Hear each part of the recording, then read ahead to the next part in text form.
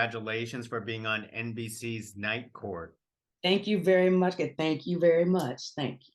Hey, before I start, Lyric is such a beautiful name. Is there a story behind that? There's a teeny story, and I don't know. It's interesting. I told my parents to see what the truth is, and I'm just like, we'll just like leave it to the middle. So the story is that apparently my mother was pregnant, like very bigly pregnant. And I think this was back before Oprah had her show. I think when she was still like an interviewer. I can't get a straight answer out of the parents. I try to do my own research, and I'm like, Google can only do so much for me. So apparently, my mom was pregnant. Her and my dad both say they saw Oprah do this interview with Robbie Benson, who was a singer, a musician back in the 80s. I think I saw him on a cover of a magazine back in the day, once again through my Googling. And so he, I think, had just had a daughter, and him and his wife named their daughter Lyric. And so my mom says, she's like, oh, that's a beautiful name. That's what we shall name her if it's a girl. And my dad says, he said he was the only one who heard Oprah. So he said he picked the name. So I think we'll have to just hit up Oprah and ask her what's the truth. But apparently, yes, it came from an interview with Robbie Benson where he announced his daughter's name was Lyric. And so that's where they got it. There you go. So let's talk about Night Court. How did you got the guest part? How did this came about for you? I basically last year, like just in the audition process, I read for a role and did it with casting and everything. It was a great experience. But then of course, as with acting, roles go different ways and things like that. But you keep it pushing, but it was an amazing experience. On the call, like Melissa was on the call, the producers and everyone was so incredibly nice.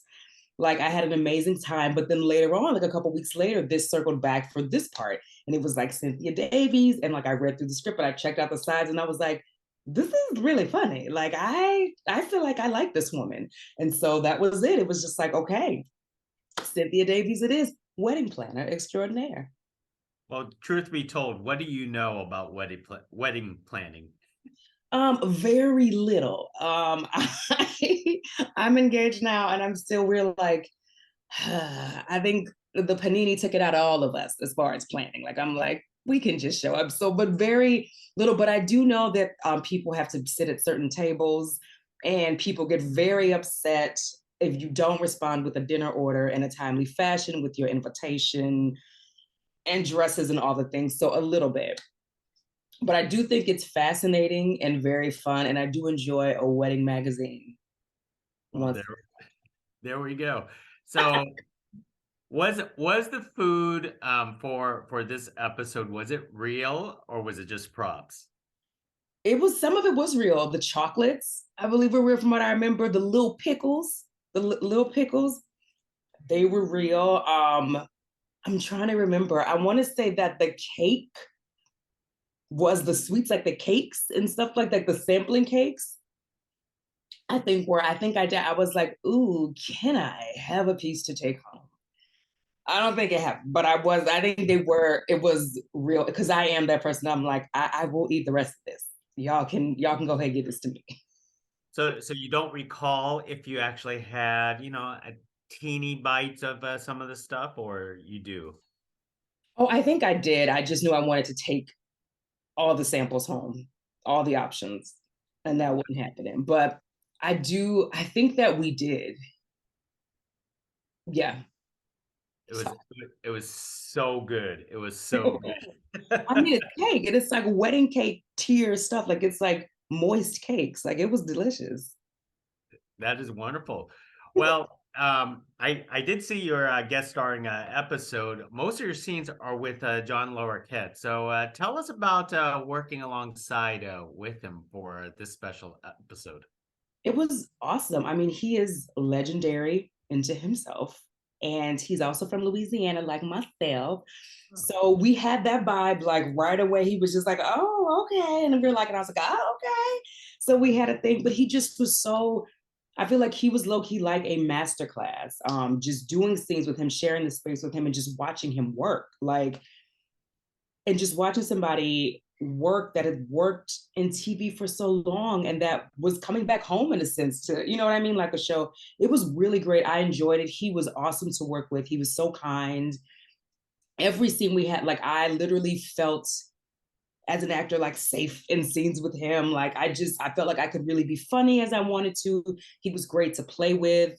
He was really awesome. So I felt really lucky that I got to like spend so much time with him for the episode that I was actually in. It was really nice. He seems so serious to me. Is he an improv type of guy, or he's like straight to the script? You know what? He's a little bit of both. Like he has his moments where he's about his business and he's on it, but then he does have that playful thing that it is almost unexpected at times that really makes you laugh because he is funny and like he can, you know, loosen up and have some fun, but he can do both. So yeah. So now this is a Night Court revival in its own way. Were you a fan of Night Court before? I want to say back in the 90s, 80s and Was back 90s. in the night. I saw some as like a kid, like some with like my grandma, my parents, and stuff like that. But just some of it, like I didn't see too much. So it was, but I did go back when I did the guest spot. Like I saw, like I went to like YouTube and found some like old stuff and just kind of watched to see the vibe and everything. And I was like, this is really funny. Like I remember bits from when I was little, from what I could remember. But watching it again, I'm like, this was funny. So yeah. It was really cool. Now, this is not your first time around on a television sitcom. How is Night Court different from the other projects you have done before?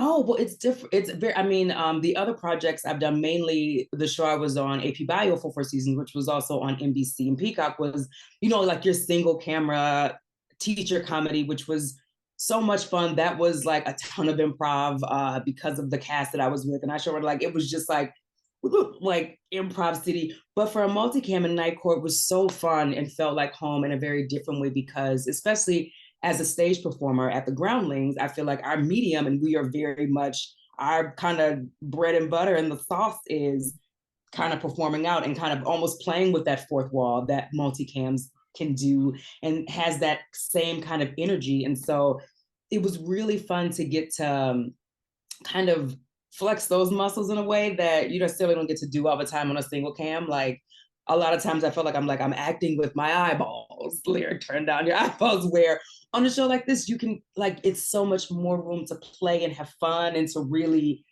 get to kind of be a little bit bigger with your playfulness. Mhm. That just is so awesome. I mean, it was such a fun week and such a fun episode to shoot because of that. Wow, it sounds like you had a really good experience with this sitcom format. I did like I'm telling you by the end of the week, we'd had a little bit of ball. Like I mean, of course, you know, we know it's work, but I really left and I was like, I had a really good time with everybody, like top to bottom. It was a great experience all around. So And I'm this is just out of curiosity. Was it a laugh track or was it a live studio audience there was in a studio audience, and that was thrilling. Yes. So it's to you it's like theater all over again.